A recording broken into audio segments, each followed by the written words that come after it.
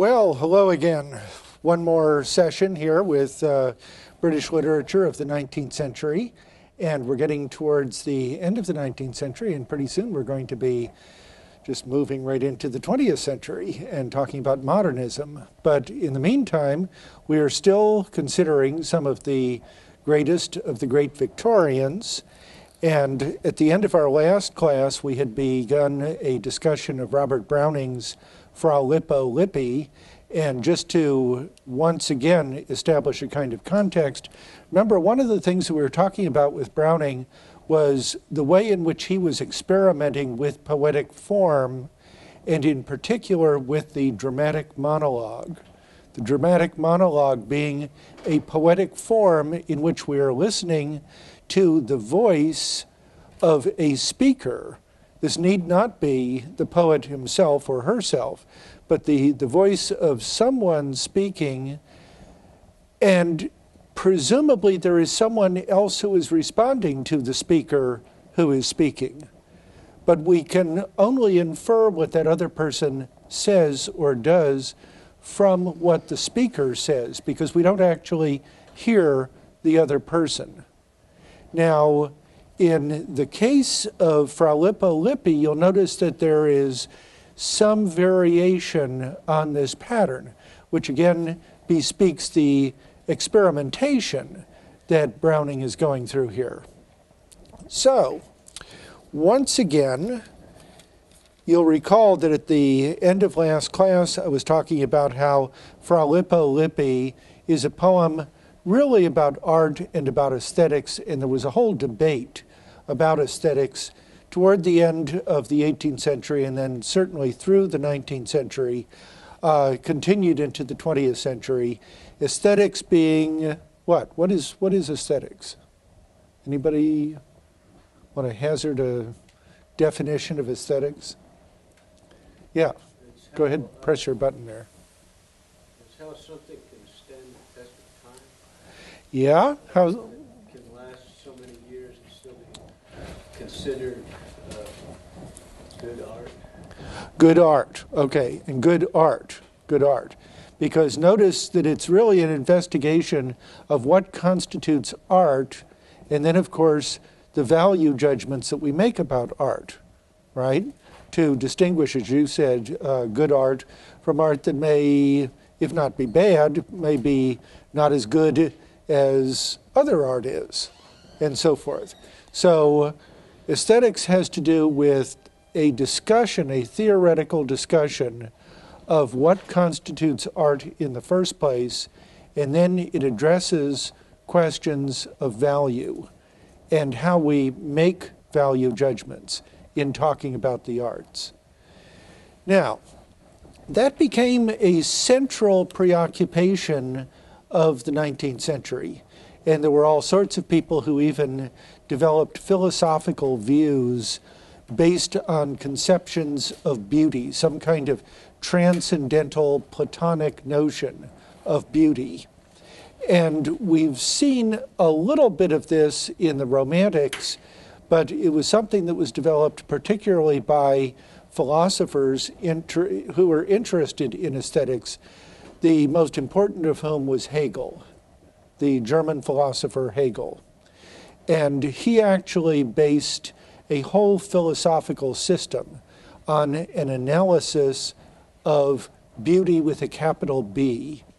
But in any event, we have lots of writers who are going to be interested in questions of art and qualitative questions about the arts. And we're going to see that not only in Browning's poem Fra Lippo Lippi, but we're also going to see that particularly in Ruskin, but then again in Arnold in yet a different way, and we're going to see a new kind of practice of the art of poetry in someone like Gerard Manley Hopkins toward the end of our period this evening.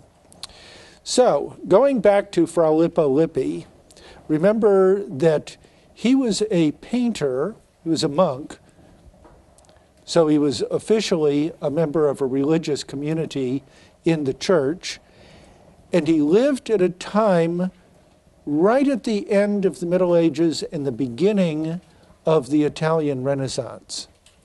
And so he's right on the cusp, as we sometimes say.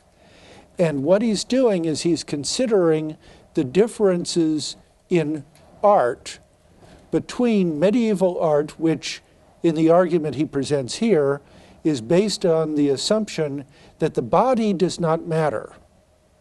The only thing that ultimately matters is spirit. And if the only thing that ultimately matters is spirit, then what should the artist do? What should the painter do? I mean, clearly the painter should not be absorbed with the presentation of the individuality of the individual figure, especially as represented by physical things. You know, we look around and we look at one another and we're, you know, all different sizes and shapes and colors and, you know, physiques and so on and so on. Some men, some women, some older, some younger. We all have individual features and individuating features, and some of those are features of personality, but obvious ones, if we were talking about painting, would come into play with individual and individuating features of how we look, right? Well, is that what a painter should do? According to Fra Lippo Lippi, that's what a painter should do if one is devoted to the concept that the only thing doing, the only worthwhile activity in human life is giving up the things of the body and cultivating the spirit. You see, what kind of art then should you produce? What kind of painting should you produce? Well, you could produce a kind of painting which is relatively abstract, which does not pay attention particularly to the individual physical features of the people in the painting, that your painting should exist to provoke certain kinds of ideas, so that you would have not only lots of religious painting that would be designed to provoke religious feelings and religious ideas, but these could even be treated allegorically, so that a figure would not simply be a figure, let's say, of a woman, but that figure of a woman might stand for temperance or justice or grace or something like that. In other words, an abstraction, so that even in the representation of the woman in a painting or in sculpture, one would really be featuring the abstract qualities of the figure. Now, as you know, in the Italian Renaissance, and then as the Renaissance in art spread throughout Europe, there was a contrary kind of movement towards a celebration of physical beauty, based on the assumption that everything around us is God's creature, and God's creatures must be inherently beautiful. And we can experience that beauty in the beauty of creation, even in its physical manifestations, or perhaps even especially in its physical manifestations. Certainly for painting at any rate. Well, that's the kind of conflict that exists in this poem. So at the beginning of the poem, as we talked about last time, Fra Lippo Lippi has sneaked out of the monastery, and apparently he's gone to visit a woman down the end of some lane. So we're definitely dealing with a worldly monk. And now he's been stopped by, the equivalent of police officers. There wasn't an official police force here, but the equivalent of a kind of system of guards who want to know what he is doing out in the middle of the night. Is he up to no good? And of course, they don't have any idea at first of who he is. And so he's saying, look at me, look at my, don't put your torches right in my face. you know, can't you see who I am? Don't you know who I am? And so forth. And notice that this is the dramatic monologue, right? He is the one speaking. We don't hear what the guards have to say, but we can infer their words and their actions from what he says. And then as we go along to line, say, 39, he says, yes, I'm the painter, since you style me so. Yes, I'm the painter. That's who I am. Don't you know now? And then, he talks about how there's a carnival going on. There are bands playing music. There are people dancing. And all of these things have drawn him out into the streets, rather than simply being sequestered in a cell in his monastery.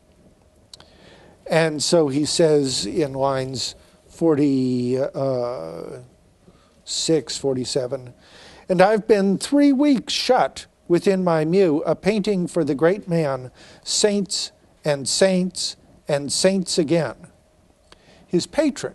And he refers, by the way, at different times to having a wealthy patron, Cosmo de' Medici, who was one of the most famous people of the day, and also an enormously powerful figure, not only in Italy, but also in Europe generally. And he has felt it necessary, that is to say, he, Fra Lippo Lippi, has felt it necessary to escape from the monastery, at least for the time being, to the call of the world, real life as it is lived by real people. And so, as he says in line 64, there was a ladder. Down I let myself. He got out. Well, okay.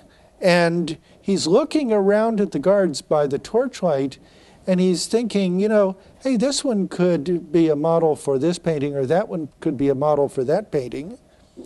And then he tells us in line 81 and following how he got into the monastery in the first place.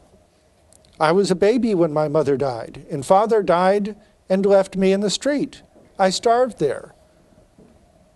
We're talking about a time when there weren't any child protective services, so that this orphan child is simply left to fend for himself. And what did he do? He ate garbage, as he tells us. Fig skins, melon parings, rinds, shucks, refuse, and rubbish. And what happens to him? Well, he gets grabbed by Aunt Lepecia, who trussed me with one hand, and so along the wall over the bridge and straight out to the convent. And so to the good fat father, who apparently is a priest, perhaps an official in this religious house, who now speaks. So notice, at this point, the dramatic monologue is still dramatic, but it's no longer a monologue as such. So, boy, you're minded, quoth the good fat father, wiping his own mouth. 'Twas refection time, that is to say, the time when the monks would eat. To quit this miserable world, will you renounce? And of course, what he's going to be asked is, will you renounce the world in order to join the monastic community? Because the whole point of entering into a monastery was to withdraw from the world. No one was compelled to become a monk. But you could join the monastery as a way of living a life of austerity, cultivating the life of spirit, and giving up the pleasures of the body, generally speaking. And he's thinking, of course, this is the young boy who's starving out there. Will you renounce? A mouth of bread, thought I? By no means. Brief, they made a monk of me. So he thinks, well, you know, these guys are eating. I'm not. If that's what I have to do to get a good meal, sure, I'll renounce the world. I'll become a monk. And he did this all at, as he says in line 101, 8 years old. So at 8 years, what kind of a resolution can this really be? Well, okay. He thinks, hey, look, you know, I found in time, you may be sure, 'twas not for nothing. The good bellyful, the warm serge is a kind of cloth, the warm serge, and the rope that goes all around is a kind of belt. And day-long blessed idleness beside. Well, of course, what the monks are supposed to be doing in that, what appears to him to be idleness, is praying. But of course, for him, that's a time to lounge around and take it easy. But then, of course, they insist on trying to teach him Latin, and of course he hates that, and he hates the discipline of trying to learn Latin. And so what does he do? He draws instead, draws in the sense of drawing with a pencil. Okay, so that in 129 and following, I drew men's faces on my copybooks, scrawled them within the antiphonary's marge or margin, joined legs and arms to the long music notes, found eyes and nose and chins for A's and B's, and made a string of pictures of the world betwixt the ins and outs of verb and noun. On the wall, the bench, the door, the monks look black, etc. Okay, so see what he's got here is he's got the Chant Book. You know, the monks are famous for their chants. And they have these large books, quite large books, by the way. And each page will not only have the notes on it, the musical notes, but will also have the words that are being chanted according to those musical notes. But what is he doing? He sneaked a pencil in, and he's drawing on the book, on the Chant Book, so that, look what he's doing. Joined legs and arms to the long music notes. Found eyes and nose and chin for A's and B's written in the book, and so forth. Nay, quoth the prior. The prior would be the head of the monastery. Nay, quoth the prior. Turn him out, do you say? In no wise. Lose a crow and catch a lark. Lose a crow and catch a lark. Hey, rather than expel him, why don't we take advantage of the artistic talent that this kid has? And so what do? They turn him loose. They give him a wall on which he's going to do a fresco. A fresco is a painting which is done on plaster. And some of the most famous Renaissance works of art are frescoes, often, by the way, in churches, monasteries, convents, and the like.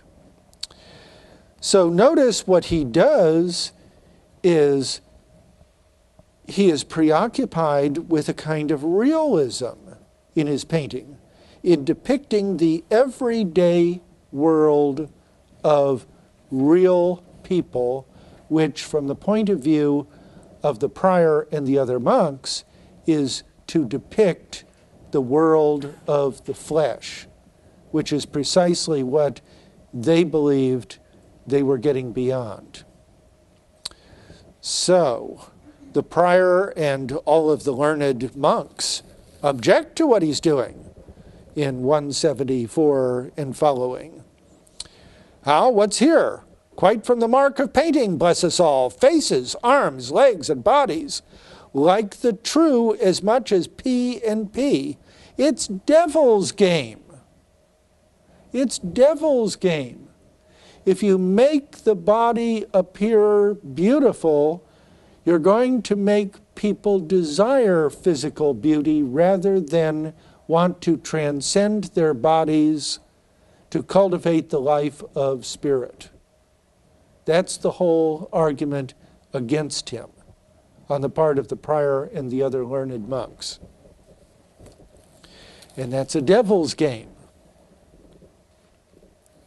Your business is not to catch men with show, with homage to the perishable clay being a biblical reference to the body and how the body was originally formed in Genesis.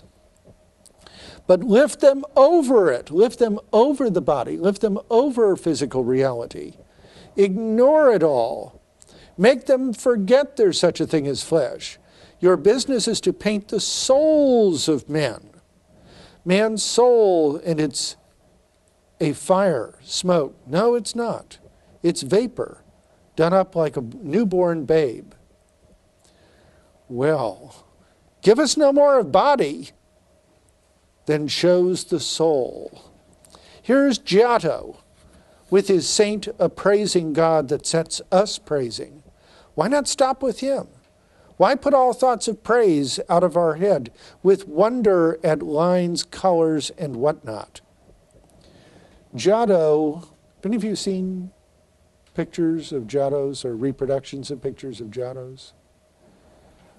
Typically what you'll have is you'll have a face, but that face may not be differentiated from other faces in the same or similar paintings.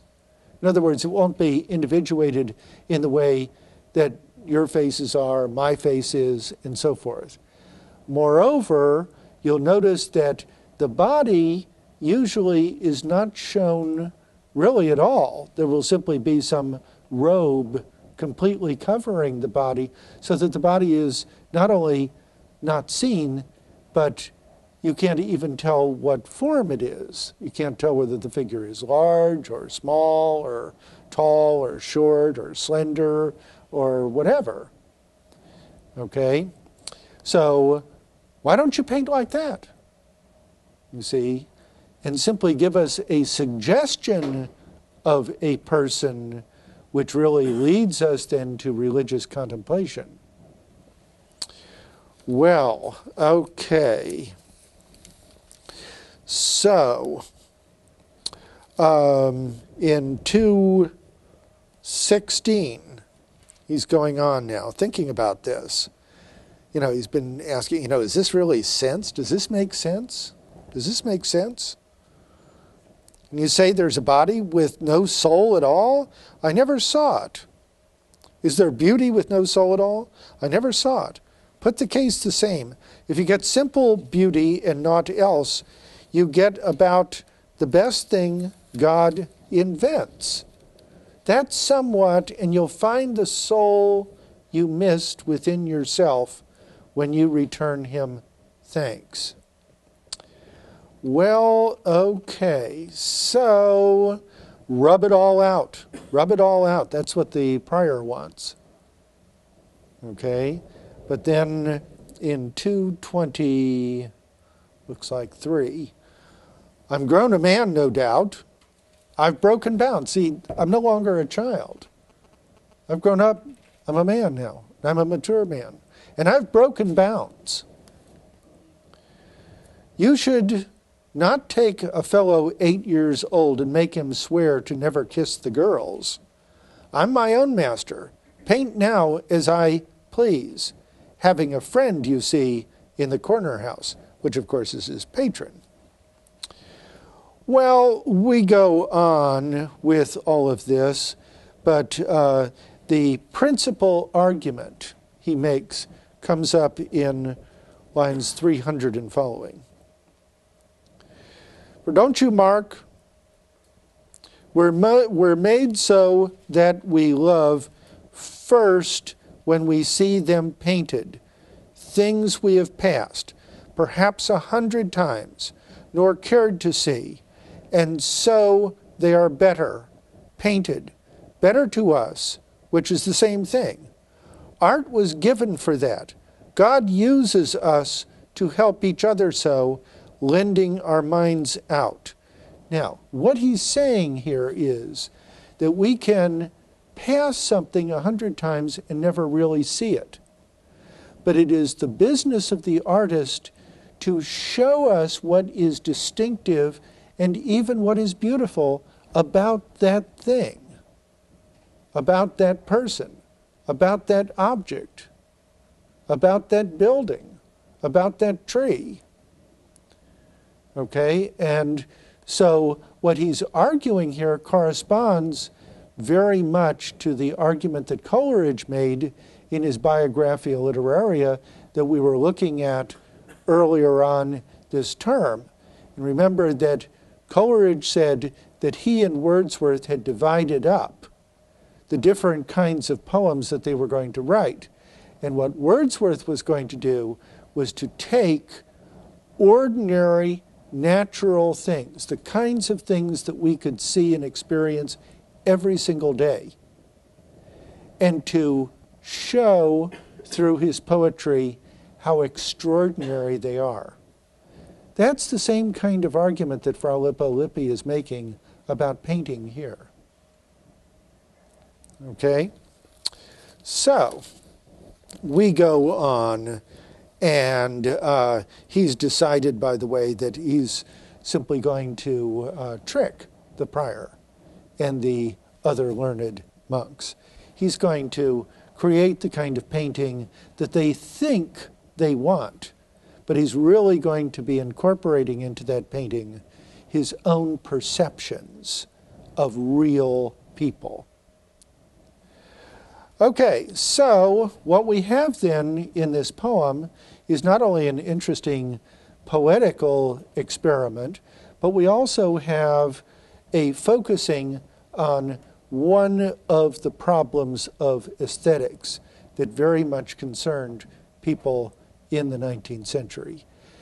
Because it wasn't simply the debate that they were carrying on among themselves about their own contemporary arts, but much of the argument was actually tied, as we're going to see in Ruskin, was actually tied to art history and how they saw the history of Western art.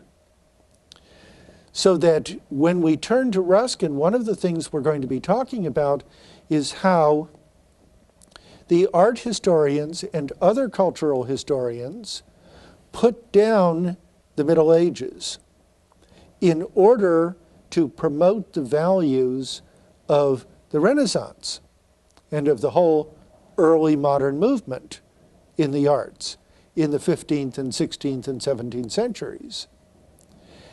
And that became the basis for the kind of argument that you find here in Fra Lippo Lippi, right?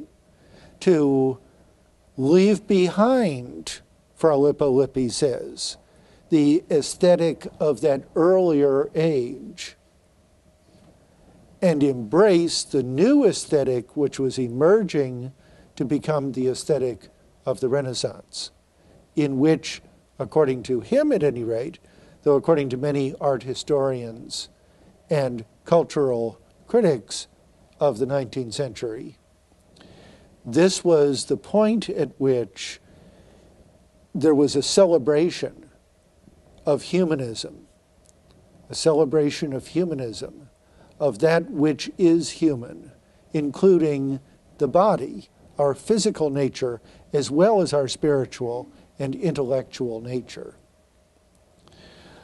Okay, so let us turn over now to Ruskin.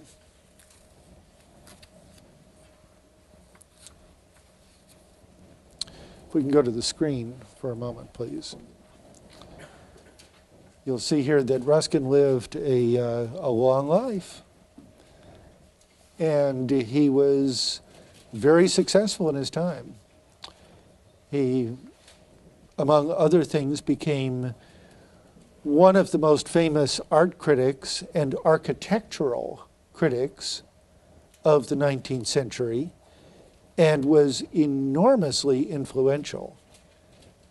And he went around lecturing. He not only lectured at Oxford, but he also lectured elsewhere in England and really all around, and was a major, major cultural figure in his time, and much lionized by his students and by others who were interested in the arts.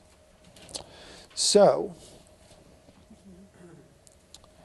let's look first of all at his work, Modern Painters. Modern Painters. And I'm going to take you through part of the selection that we have in our text in just a moment. But you'll notice that painting is seen here as an expressive language. Okay? You've heard the phrase, the language of images. We often use that when we're talking about, say, movies or pictorial advertisements or any kind of visual images which are intended to be expressive in the way language can be expressive. To express certain kinds of feelings, to express certain kinds of ideas, perhaps. Okay? So that, you pick up any glossy American magazine and you look, say, at the advertisements. And what are those visual images trying to express? Well, you will be truly a successful person if you can afford to have a BMW or a Lexus or something or other like that. Just like the people in the picture next to this beautiful car, who are themselves beautiful people dressed in beautiful attire, perhaps with beautiful jewelry. And these are the kinds of people who not only yearn to possess, but in fact do possess this automobile. In other words, the visual image is itself a kind of language, a kind of expressive language. Or you can have something else. I don't know how many of you remember this or not. Some of you probably aren't old enough to remember this. But during the Vietnam War, there was a very famous image of a naked little girl running down the road, and behind her, her village is all in flames. Now, what does that image say to us? Or what did it say to us then, in that time and in that context? Okay? So what Ruskin is talking about is that you can have a language of images, a language of visual images, and that these can be expressive in the same way, or at least in a similar way, to language being expressive. But then notice he's going to follow that up with another claim that the greatest painting is that which conveys to the spectator the greatest number of the greatest ideas. So that we go and we stand in front of the painting, or in our time, perhaps the photograph, or the motion picture. And the greatest would be that which is capable as an expressive language of conveying to us the greatest number of the greatest ideas. Now, who gets to decide? Well, that's a very interesting question, isn't it? And clearly Ruskin is going to put himself forward as one who can decide.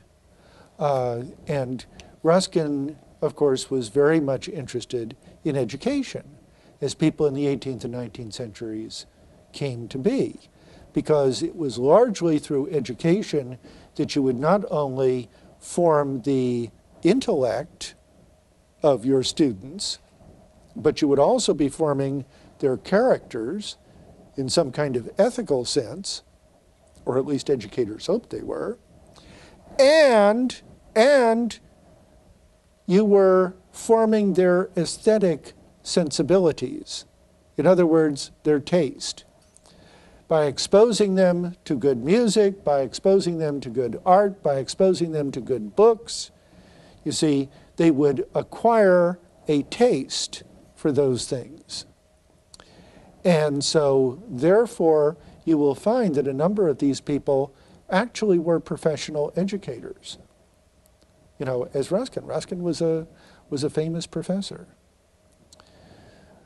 Okay, so for him then, that's going to be very important. And then we're going to get to his practical criticism. It's all well and good to talk about these things in theory. But how about practice? How do you actually go about applying Ruskin's principles to a particular painting? And he's going to be doing this with Turner's Slave Ship, which is a very famous painting. And in being the first one really to articulate, as he did, what he called the pathetic fallacy. Now, we'll talk about what those things mean in just a moment. But let us first of all turn to the selection from modern painters. And look first of all at his definition of greatness in art. His definition of greatness in art.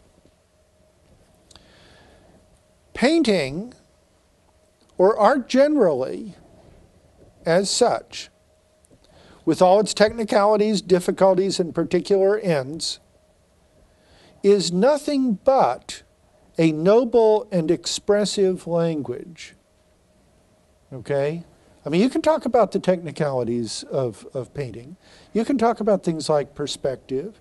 You can talk about things like light and form, contrasts, movement within the painting, and so forth. But ultimately, painting or art generally would be a noble and expressive language, invaluable as a vehicle of thought, but by itself nothing. Notice he doesn't value the painting per se, the painting itself, as valuable. But he values what the painting can do to us. He who has learned what is commonly considered the whole art of painting, that is, the art of representing any natural object faithfully, has as yet only learned the language by which his thoughts are to be expressed. Okay? Ruskin had studied painting. I mean, studied, the actual techniques of painting paintings. He didn't become a painter himself, by the way, but he did become a great critic of art. He has done just as much towards being that which we ought to respect as a great painter, as a man who has learned how to express himself grammatically and melodiously has toward being a great poet. The language is indeed more difficult of acquirement in the one case than in the other, and possesses more power of delighting the sense, while it speaks to the intellect. But it is, nevertheless, nothing more than language. Yes, it's true that we may be delighted by painting, but at the same time, it's really nothing if it doesn't invoke or provoke in us certain kinds of thought. Nothing more than language. And all those excellences which are peculiar to the painter as such are merely what rhythm, melody, precision, and force are in the hands of the orator and the poet, necessary to their greatness, but not the tests of their greatness. It is not by the mode of representing and saying, but by what is represented and said, what the respective greatness either of the painter or the writer is to be finally determined. Okay, so he goes on. So that if I say that the greatest picture is that which conveys to the mind of the spectator the greatest number of the greatest ideas, I have a definition which will include as subjects of comparison every pleasure which art is capable of conveying. Well, okay, but what does all of this mean in practice? Okay, look at the end of that paragraph. But I say that the art is greatest which conveys to the mind of the spectator, by any means whatsoever, the greatest number of the greatest ideas. And I call an idea great. Aha, we've been waiting for this, haven't we? You know, what are you really talking about? The greatest number of the greatest ideas? Well, what makes an idea great? That logically is the next question we have to ask, isn't it? Because on the definition of greatness, everything hangs. And I call an idea great in proportion as it is received by a higher faculty of the mind. By a higher faculty of the mind. Higher faculty of the mind than what? Then presumably is involved simply in a kind of emotional response. Higher intellectual response, a higher imaginative response. And as it more fully occupies, and in occupying, exercises and exalts the faculty by which it is received. In other words, it cultivates the faculty that is brought into play by the work of art. Let's just take the notion of imagination. For him, a great painting would appeal to one of our higher faculties, let's say in this case imagination, and as it cultivated our powers of imagination by drawing in us through imagination, it would be demonstrating its greatness. Notice once again that his focus is not simply on the artwork as object and the value of the artwork as object, but it is rather on the subjective value of the work of art in us as subjects who experience the work of art. Does that make sense, what I just said? Okay. Okay. If this then be the definition of great art, that of the great artist, okay. Up till now we've been talking about, well, what constitutes great art? Well, what about a great artist? How do we know that someone is a great artist? Naturally follows. He is the greatest artist who is embodied in the sum of his works, not just in one, but in the sum of his works, the greatest number of the greatest ideas. Well, okay, well that does seem logically to follow, but still it leaves us wondering perhaps what that might add up to. Okay, so then we turn to The Slave Ship, which is a very famous painting by Turner. I don't know how many of you have seen Turner's paintings, but Turner's paintings are not all like this, but some of the most famous of his paintings, as described by Ruskin. By the way, Ruskin promoted Turner's reputation as an English painter. And Ruskin is in large part responsible for our regarding Turner as a really important artist, not simply of the 19th century, but an important artist, period. And characteristically, what he will do in his paintings is that there will be this play of light and dark. So there will be darker figures in the painting, but then there will be some kind of what Ruskin called a central luminescence. That is to say, some kind of light, maybe in the sky, maybe, somewhere up there, or, in the center, or coming from a side, or whatever it is. But that is really, for Ruskin at any rate, what draws the eye and becomes the center of the attention of the viewer. But I think the noblest sea that Turner ever painted, and if so, the noblest certainly ever painted by man. Ever painted by man. I mean, that's a very large claim, isn't it? To jump from saying the noblest painting that Turner ever did, jumping to say the noblest painting ever painted by anybody, is that of The Slave Ship, the chief Academy picture of the exhibition of 1840. The Academy is the Academy of Arts. It is the sunset on the Atlantic after prolonged storm, but the storm is partially lulled, and the torn and streaming rain clouds are moving in scarlet lines to lose themselves in the hollow of the night. The whole surface of sea included in the picture is divided into two ridges of enormous swell, not high nor local, but a low, broad heaving of the whole ocean. Okay?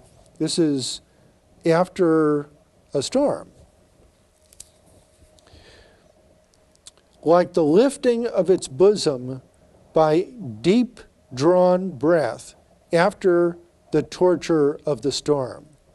Between these two ridges, the fire of the sunset falls along the trough of the sea. The trough is in between the waves, right? Dyeing it with an awful but glorious light, the intense and lurid splendor, which burns like gold and bathes like blood. Along the fiery path and valley, the tossing waves by which the swell of the sea is restlessly divided lift themselves in dark, indefinite, fantastic forms, each casting a faint and ghastly shadow behind it along the illumined foam.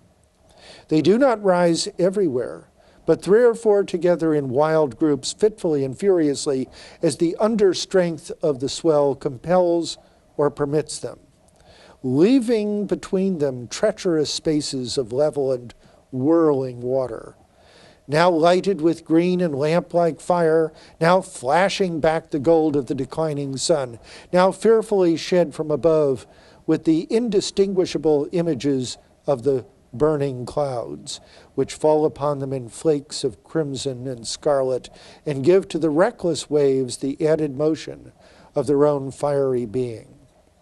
Purple and blue, the lurid shadows of the hollow breakers are cast upon the mist of night, which gathers cold and low, advancing like the shadow of death upon the guilty ship. The guilty ship. This is the first time he's introduced a word like that, right? Up to this point, everything has been a description of what the picture looks like, right? But now notice the guilty ship here. As it labors amidst the lightning of the sea, its thin masts written upon the sky in lines of blood. And now this is beginning to make sense, isn't it? Blood, the guilty ship, the gashes, the storms, the terror, the blood-like rids, and so forth, girded with condemnation, condemnation of that guilty ship, in that fearful hue which signs the sky with horror, and mixes its flaming flood with the sunlight and cast far along the desolate heave of the sepulchral waves. Sepulchral waves, like sepulchres where people are buried. Incarnadines the multitudinous sea, which is a line out of Macbeth. I think that's in our note. I believe if I were reduced to rest Turner's immortality upon any single work, I should choose this. Its daring conception, ideal in the highest sense of the word, is based on the purest truth. Greatest ideas, right? And wrought out with the concentrated knowledge of a life.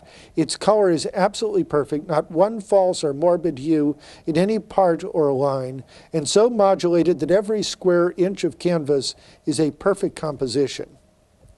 Its drawing is accurate as fearless, the ship buoyant, bending, and full of motion. Its tones as true as they are wonderful, and the whole picture dedicated to the most sublime of subjects and impressions, completing thus the perfect system of all truth which we have shown to be formed by Turner's works, the power, majesty, and deathfulness of the open, deep, illimitable sea. Yes, and within this, the guilty ship. Because, of course, after all, the ship is a slave ship. Okay. So this is an example of what Ruskin can actually do, in practice, in applying his theory. Okay. Now that doesn't mean that we all have to become devotees of Ruskin, but it is a way of approaching art, and this was, as I've said, very, very influential in the 19th century. And Ruskin had a huge following, especially as he grew older. He attracted many, many, many younger students. Well, I'm not going to go through the pathetic fallacy in detail, except just to tell you that the basic idea is that Ruskin was disturbed if you have a depiction of nature in which nature is personified, as if nature had human qualities. If we say, for example, nature weeps or the skies weep, you see, what are you doing? You are, in effect, personifying the sky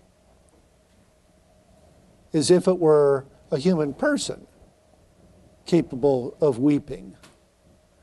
And Ruskin was very much opposed to that kind of thing, and he called it the pathetic fallacy. Well, once again, this is simply another instance in which Ruskin is attempting to put into practice some of his criticism. Okay, flip over to the selection we have from the Stones of Venice, which also was a very famous and very influential work. Now, he's going to take the word Gothic and he's going to analyze that. He's going to analyze that in some detail. And he's going to say, as we might say nowadays, that this needs to be deconstructed. We need to take it apart. We need to unpack all of the different meanings and values associated with this term so that we really know what we're talking about. Now, up until Ruskin's time, the term Gothic was actually a disparaging term, a negative term, a derogatory term. It was used to describe some kind of barbarism. Remember, from a Roman point of view, who the Goths were. The Goths were one of those peoples who came sweeping down through the Roman Empire and eventually tore apart the the Roman Empire. Well, okay. Here's Ruskin. I am not sure when the word Gothic was first generically applied to the architecture of the North. And by the North, he means Northern Europe. Okay? But I presume that whatever the date of its original usage, it was intended to imply reproach. It was intended to be negative and express the barbaric character of the nations among whom that architecture arose. Okay? People in Ruskin's time did not really have a very high value, generally speaking. I'm not talking about exceptional people, but generally speaking, people did not have a very high estimation of Gothic art and Gothic architecture. Examples of which you find in the great medieval cathedrals, you know, like Notre Dame and Chartres and so forth.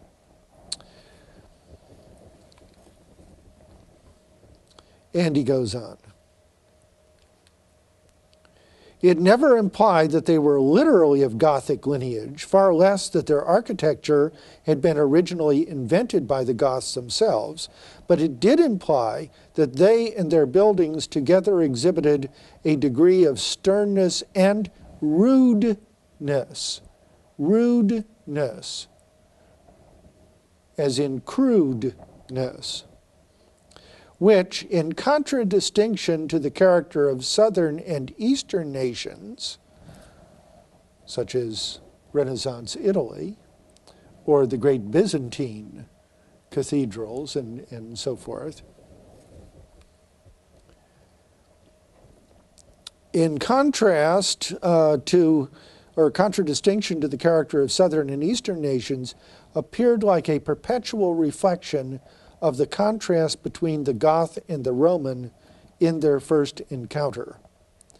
And when the fallen Roman, in the utmost impotence of his luxury, look at that, in the utmost impotence, not a good word, of his luxury, not a good word, okay, and insolence of his guilt, this is the Roman now,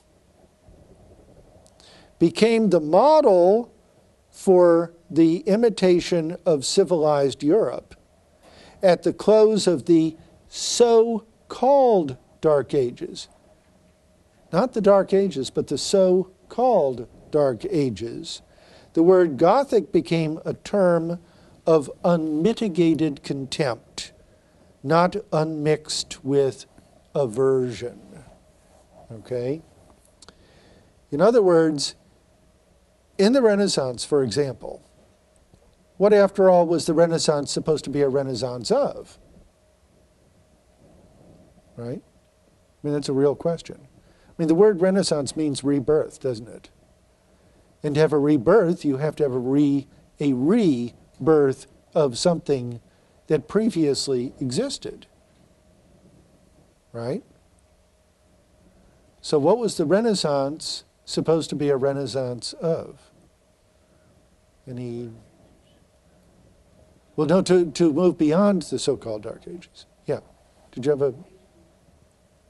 It was supposed to be a hearkening back to the golden age of reason and enlightenment and thought and just the age of beauty and wisdom. Right. Associated particularly with what?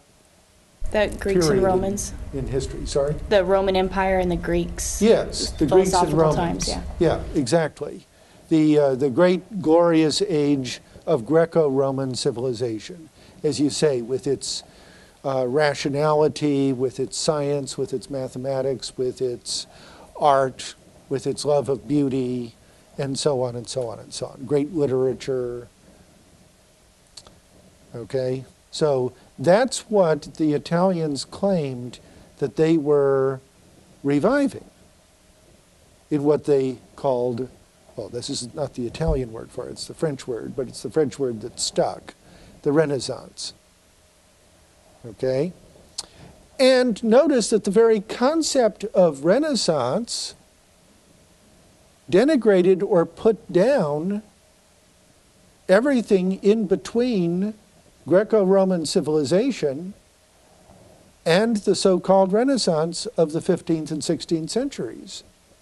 In other words, 1,000 years or more of Western civilization came to be relegated to the Dark Ages. Okay? Or, not quite as bad, the Middle Ages. Now, can you imagine somebody in the 12th century saying, gee, isn't it interesting to live in the Middle Ages? Middle between what and what? See, the very concept of Middle Age or Middle Ages in history and in historical terms is to say, well, that was just a kind of Middle Age. That was just a kind of time out, as it were. A kind of intermission, unfortunate intermission in the history of Western civilization between the great period of the Greeks and the Romans and now the rebirth of the glories of Greece and Rome in Renaissance humanism. Okay, now what Ruskin is going to do is he's going to take that whole argument and stand it on its head. He's going to say, the real golden age was the Middle Ages. And the greatest of our architecture is to be found in medieval, what people popularly like to call Gothic architecture. And his argument's going to be very interesting, how he develops that. But let's just look at the end of that paragraph. It is true, greatly and deeply true, that the architecture of the North is rude and wild. But it is not true that for this reason, we are to condemn it or despise. Far otherwise.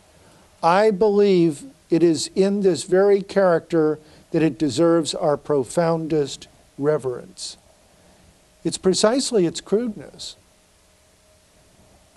It's precisely its wildness.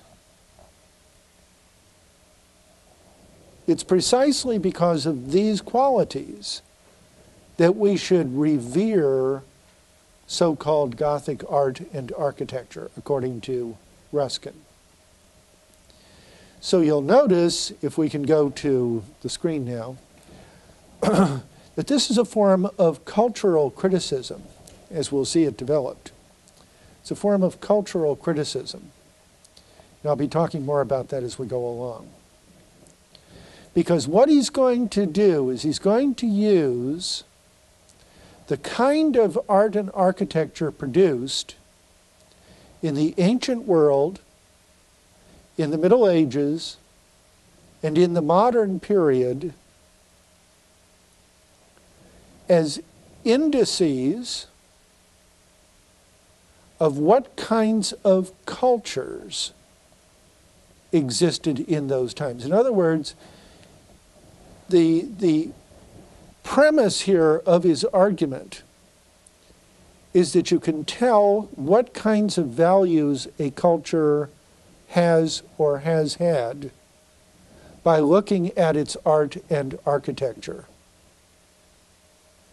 So that his critique of the art of the ancient, medieval, and modern worlds is going to lead him to his critique of the cultures of antiquity, the Middle Ages, and the modern world. Okay? And this begins with a critique of the Gothic as a term of cultural disparagement, promoting the ideology of enlightenment and progress, as if, oh, well, we're just so far advanced beyond those people. Why, look at their cathedrals. with all those wild things in the cathedrals, you know, and the sculpture on the cathedrals and inside the cathedrals and so forth. Look at all that stuff. Okay. So we're going to look now at systems of architectural ornament or expression. So let's turn over, and I realize that we're dealing with different editions here. So what I'm doing now is I'm going over 1, 2, 3, 4 paragraphs. To the paragraph that begins in the 13th and 14th paragraphs of chapter 21 of the first volume of this work. Everybody with me?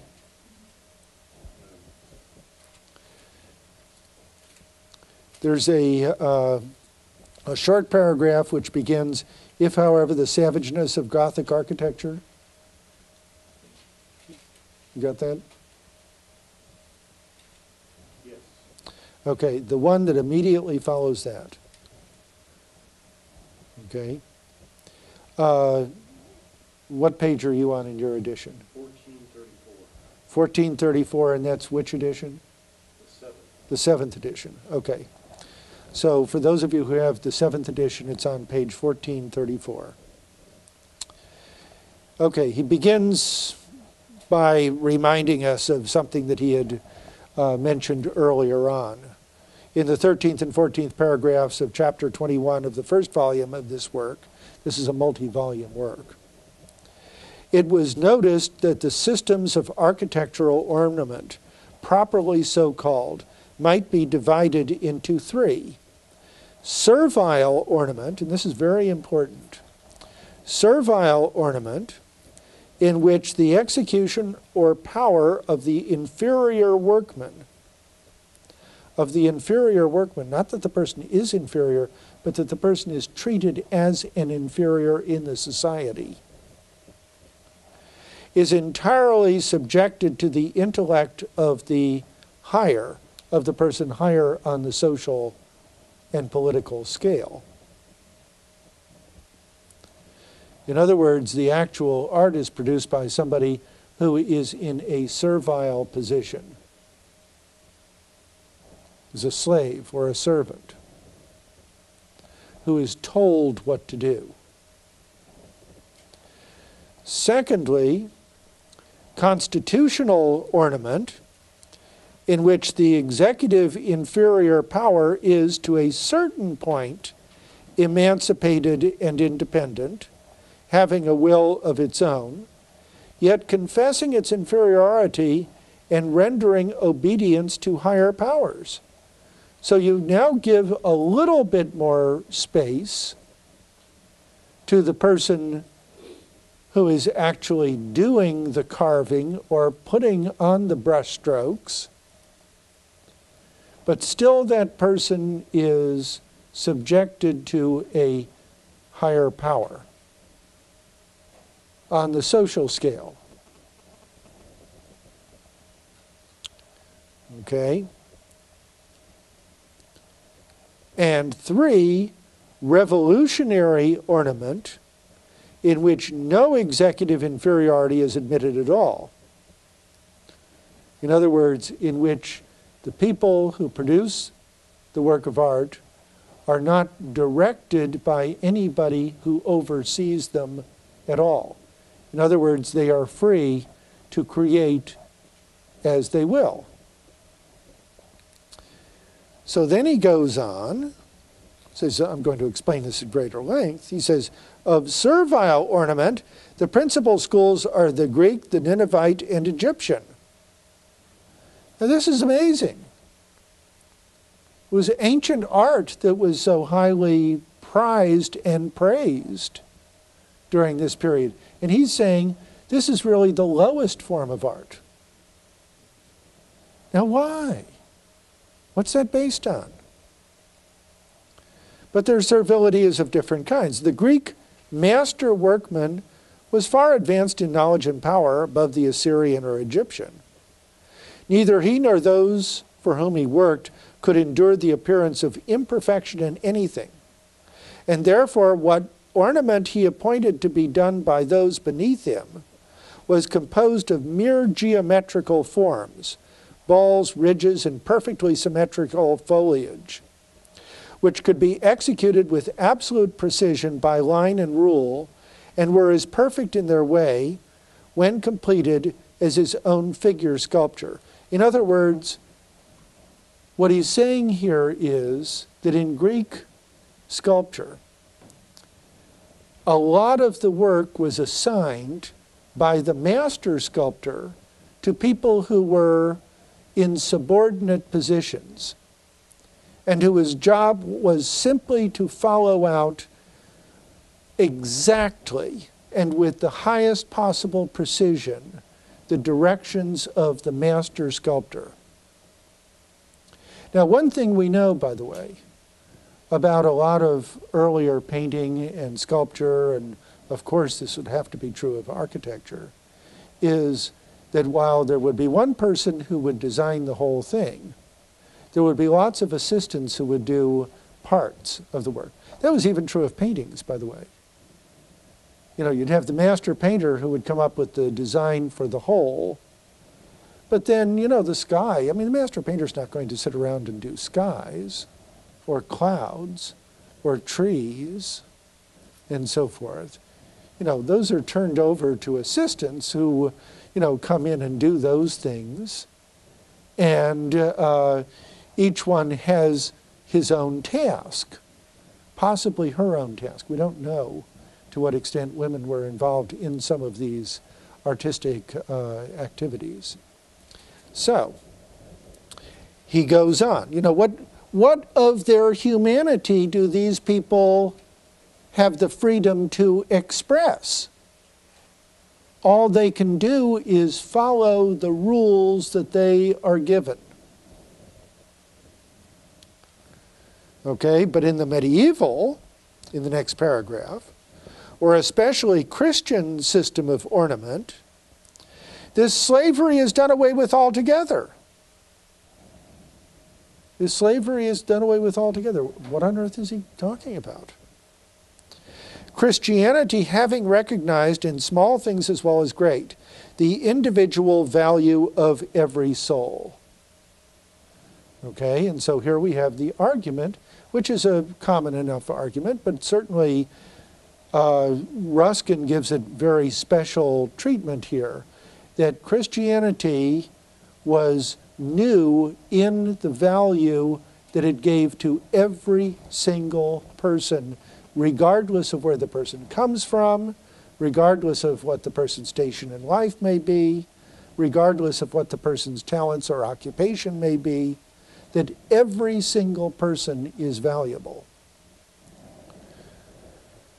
But it not only recognizes its value, it confesses its imperfection in only bestowing dignity upon the acknowledgement of unworthiness, which of course is the whole notion of sin and of acknowledging one's imperfections, that itself is very highly valued within Christianity. Okay, and so what he says then, in the last sentence of that paragraph, is, and it is perhaps the principal admirableness of the Gothic schools of architecture, that they thus receive the results of the labor of inferior minds, and out of fragments full of imperfection, and betraying that imperfection in every touch, indulgently raise up a stately and unaccusable whole. Now, what he means by that is that the Gothic cathedrals were actually made by communities of people. And you would have hundreds of people from the local community who would be working on the structure, and it was rare for them to complete the work within somebody's normal lifetime. Chartres, for example, is usually regarded as a miracle in its construction because that great cathedral was constructed in a period of about 30 years. But in many cases, it would take 100 years or more to build one of those cathedrals, in which you literally would have generations of people working on it. And in many cases, these would just be ordinary people from the local town. And they would be given the freedom, according to Ruskin, to express themselves to a large extent as they would, even their imperfections. And he's going to say, therefore, that that's the kind of culture which places the highest value on human beings, because it places the highest value on human freedom in spite of its imperfections. And more about this after we take a break.